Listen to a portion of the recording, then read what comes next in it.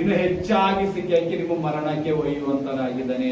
ಆದರೆ ನೀವು ದೇವರ ರಾಜ್ಯದಲ್ಲಿ ಸ್ಥಿರವಾಗಿ ನಿಂತು ನಿಮ್ಮ ಕಷ್ಟಗಳು, ಯಾರು ದೇವರ ಸೇವಕರಿರ್ತೀರಿ, ದೇವರಲ್ಲಿ ನಡೆಯುವಂತಿದ್ದೀರಿ, ಅವ್ರಿಗೆ ಕಷ್ಟಗಳು ಸಮಾಜವಾಗಿ ಬರುತ್ತದೆ. ಸೈತನು ಸಹಜವಾಗಿ ನಿಮ್ಮನ್ನು ಕಾಡುವಂತದೇ ಇದೆ. ಅದಕ್ಕೆಲ್ಲ ನಿಮ್ಮನ್ನು ಬಿಡಿಸುವಂತ ಒಬ್ಬ ಶಕ್ತಿಶಾಲಿಯಾದ ಯೇಸು ಇದ್ದಾನೆ. ಆ ಯೇಸುವಲ್ಲಿದ್ದಾಗ ನಿಮಗ ಸಮಸ್ಯೆ ಬಂದ್ರು ಆತನು ಮೊದಲು ನಿಮಗಿಂತ ಬದಲೇ ಯುದ್ಧ ಮಾಡುವಂತನಾಗಿದ್ದಾನೆ. ಆ ಪವಿತ್ರಾತ್ಮನನ್ನು ನೀವು ನೋಡಿ, ಪವಿತ್ರಾತ್ಮ ನಮ್ಗೆ ಯಾವ ರೀತಿ ಕಾರ್ಯ ಮಾಡಂತ ಹೇಳ್ತಾನ ಅದು ನಾವು ನಡೆಸ್ಕೊಂಡು ಹೋಗ್ಬೇಕು. ತಂದೆ ತಾಯಿ ಕೈ ಬಿಟ್ಟರು ಯೇಸು ನಿಮ್ಮನ್ನು ಕೈ ಬಿಡಲಾರೆ. ನಾನು ನಿನ್ನನ್ನು ಕಾಯುವಂತನಿದ್ದೇನೆ, ನಾನು ನಿನ್ನ ನಡೆಸುವಂತನಿದ್ದೇನೆ ಅಂತೇಳಿ ಒಣ ಬಾಯಿಂದ ದೇವರು ನಿಮ್ಗೆ ಹೇಳಿಲ್ಲ.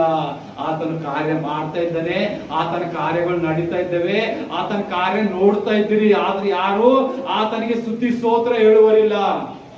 ಇವತ್ತು ಈ ಜೀವಿತ ಎದ್ದು ನಿಂತಿದೇವಪ್ಪ, ಇಷ್ಟು ದೊಡ್ಡ ಬಂಗಲೆ ಕೊಟ್ಟಿದೆ ಸ್ವಲ್ಪ, ಇಷ್ಟೆಲ್ಲ ಕಾರ್ಯ ಮಾಡಿದ್ರೆ ಯಾರು ಸ್ತುತಿ ಹೇಳೋದಿಲ್ಲ. ದೇವರೇ ಎಲ್ಲರಿಗೂ ಕೊಟ್ಟಿದಿ, ನನಗೆ ಬಿ ಕೊಟ್ಟಿದಿ ಅಷ್ಟೇ. ಯಾಕಂದ್ರೆ ಅವ್ರಿಗೆ ಏನ್ ಪರಕಿಲ್ಲ, ನಿಮಗೆ ಏನು ಪರಕಿಲ್ಲ. ಅದೇ ಅವ್ರ ಮಧ್ಯದಲ್ಲಿ ನೀವು ಇಲ್ಲದಂತೆ ಯೇಸುವಿನ ಮಧ್ಯದಲ್ಲಿ ಇದ್ದಾಗ ಏನ್ ಮಾಡ್ತೀರಿ?